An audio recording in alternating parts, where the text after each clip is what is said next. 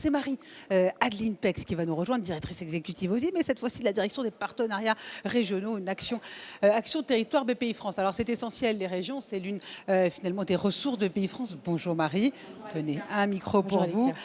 La fierté est profondément inclusive, on le sait. Elle regroupe, elle rassemble, où que l'on soit et qui que l'on soit, j'ai envie de dire, puisque c'est un peu ça aussi. En fait, on parle de la fierté des Bretons, la fierté des Corses, je pense que c'est de l'actualité. Mais en fait, il y a dans tous ces territoires de quoi être fier, des industries qui se démarquent, des ambitions qui s'affirment. Est-ce que c'est ça, le tissu économique français? Est-ce qu'il n'est pas fait d'une petite ruche avec plein de fierté?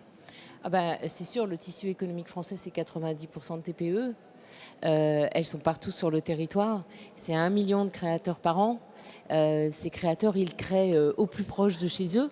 Et nous, chez BPI, on a l'habitude de dire qu'on est BPI toute la France et qu'un de nos métiers, et notre métier, c'est d'être là partout où les entrepreneurs sont, au plus proche de leurs projets et de leurs actions. Alors, on est là, nous, en direct.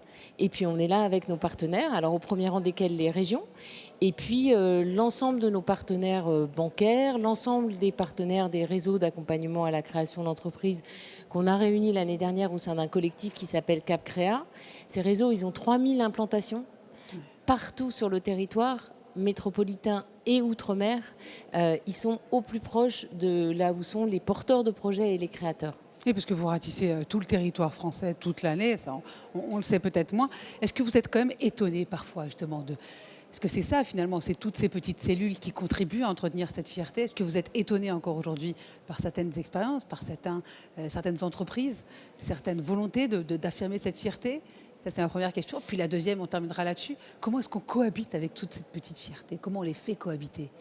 Alors, étonné, je ne sais pas si c'est le terme en fait, ou ce qui m'étonne et ce qui contribue à me le faire lever le matin, c'est cette lumière qu'on voit dans les yeux et qui s'allume quand on entend un entrepreneur ou un porteur de projet parler de son ambition et de ce qu'il a envie de construire, de la liberté qu'il cherche à obtenir via l'entrepreneuriat. Cette petite flamme dans les yeux, y compris des élèves dans les collèges, quand ils voient un entrepreneur venir témoigner auprès d'eux pour leur dire « oui, entreprendre, c'est exigeant, mais c'est possible. Il n'y a pas, il y a aucune forme de déterminisme qui fait que parce que tu es une femme, parce que tu es de tel ou tel territoire, parce que tu es corse ou bretonne, tu ne pourrais pas entreprendre. » Cette lumière qu'on voit s'allumer dans les yeux, ça, c'est une énorme fierté.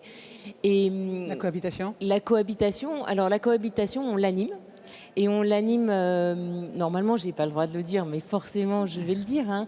L'année dernière, on a créé le collectif Cap Créa, qui est le collectif de l'ensemble des acteurs qui accompagnent la création d'entreprises partout sur le territoire, je l'ai dit. Et cette année, on lance le Coq Créa, qui est le coq, l'emblème de l'ensemble de ces créateurs. Le blanc, c'est le blanc, le jaune. Non, c'est le jaune, c'est celui-là. Et qui, avec son écharpe, représente l'avenir de l'économie française de demain partout sur les territoires. Eh bien, ça, c'est une très belle annonce. Je vais le garder à côté de moi, ce coq jaune. Merci beaucoup, Marie. Merci, Marie-Adeline Pex, bonne journée. Directrice exécutive, direction partenariats régionaux et action territoriale française.